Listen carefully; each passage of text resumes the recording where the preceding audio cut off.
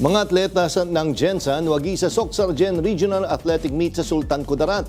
Yan ang umarangkadang balita ni Noreen Igonya.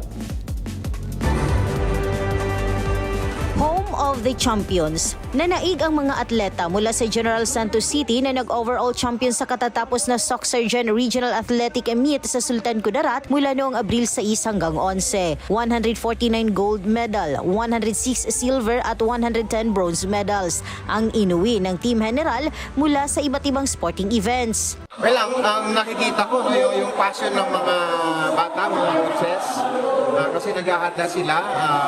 Isa pala ng school year, binibigyan talaga ng panahon yung pag-ensayo.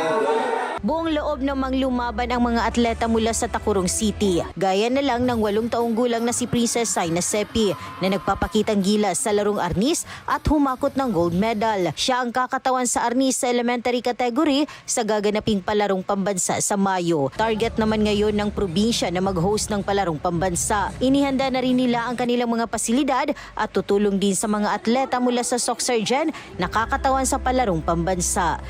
Mula sa Isulan, Sultan Kudarat, Noreen Igonya ng PRTV News, nagseserbisyo para sa Pilipino.